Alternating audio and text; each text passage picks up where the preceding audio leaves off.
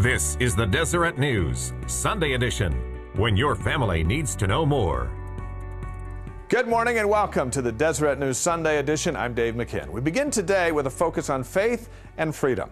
Dr. Ravi Zacharias is an internationally renowned Christian apologist and author. He believes the ideas of secularization and pluralization have become distorted in today's culture. Our producer Candace Madsen sat down with him, discussed the key issues of life and liberty. Many people of faith believe their religious freedoms are under attack because of the rise of secularism. Is it possible for these two to coexist? They have to coexist. There's no way but to coexist. Secularism, with a small s, is a good way to understand how governments need to be run. We don't want a religious state that enforces belief and you pay your taxes to that religion or whatever. Wherever you see a state church or a state religion, it has hurt both the state and the religion as well.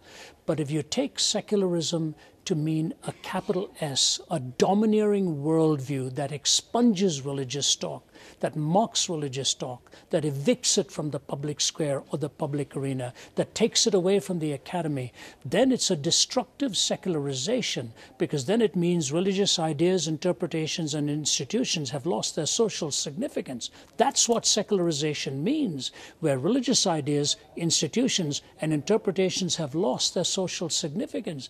But think of the social issues on which we are divided today.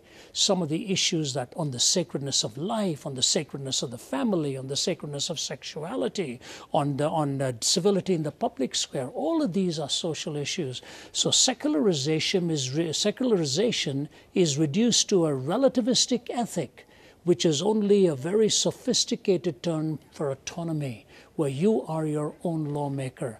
The fact of the matter is, the public square needs to allow for discussion on all alternative views, and the truth ought to be able to triumph in the end. Truth is the most valuable thing in the world, and ethics are so important to society, and ethics are not self-evident in a relativistic and a secularized worldview. The absolutes have to come from defining our essence and who we are and why we are here in the first place. I'll give you a quick illustration. C.S. Lewis says, when a ship goes onto the high seas, it has to answer 3 questions. Number 1, how to keep from bumping into other ships.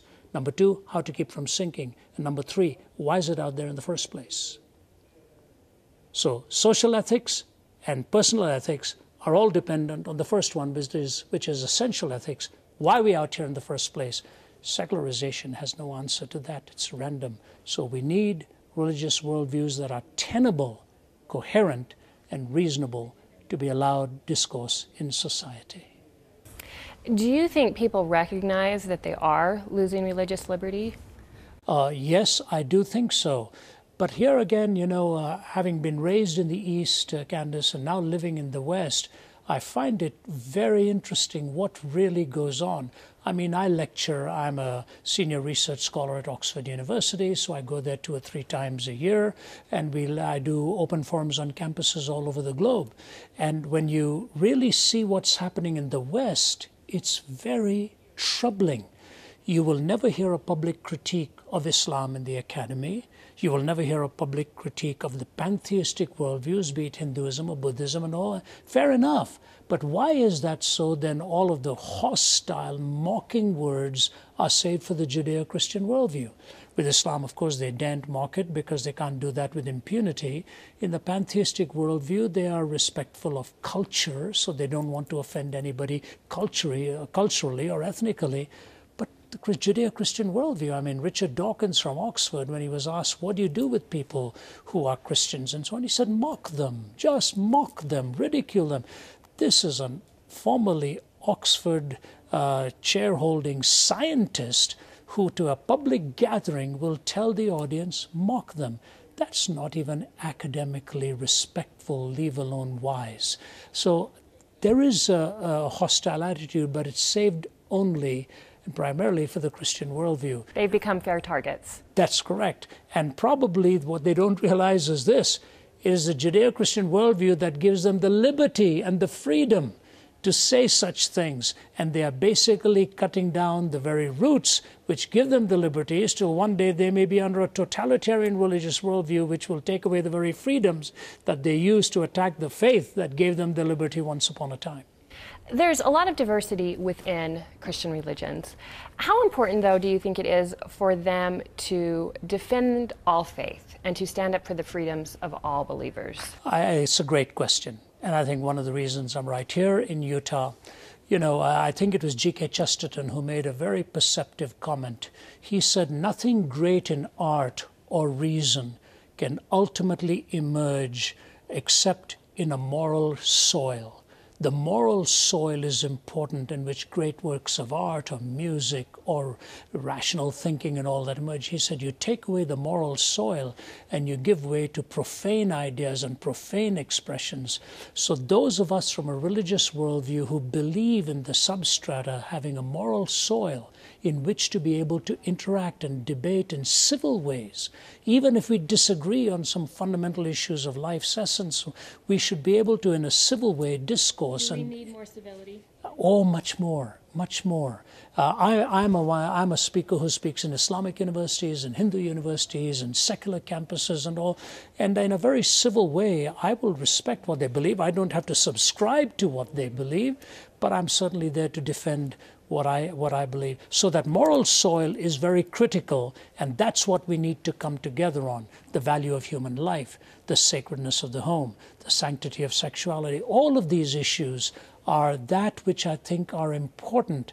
That does not mean we become adversarial or hostile to people who disagree with us, but those who do agree on these foundational principles ought to be able at least to preserve that moral soil in a culture. And now, when you're speaking to BYU students and to a younger generation, how important is it, do you think, for them to recognize the importance of their faith and living their faith? I mean, it seems like society is almost teaching them that what they believe is not politically correct, that they're bigoted. What advice do you give them for living their faith? Isn't it interesting, when we moved away from ethics, we moved to values. That was a term coined by the atheist Nietzsche, values. Finally, we moved to a parking of our values in being politically correct. Imagine parking it in an institution that is least trusted by society. But we call it being politically correct, when we don't really trust politics very much, but yet we empower it with the values to which we must subscribe. I think there's a misunderstanding of what faith is all about. It is assumed in secular society that the rational and the intellectual are those with the scientific and the philosophical viewpoint of logic and reason, and those who believe in God are sort of strange credulity, that you actually have no reason for what you believe. The fact of the matter is this: God has put enough into this world to make faith in Him a most reasonable thing, but He's left enough out to make it impossible to live by sheer reason alone. So you have to rationally defend what you believe. Faith is not credulity. Faith's not believing in the tooth fairy, as it were. And the way I look at it is like this. I know it sounds complicated, but there are 4 questions to life: origin, meaning, morality, and destiny. Origin, meaning, morality, and destiny.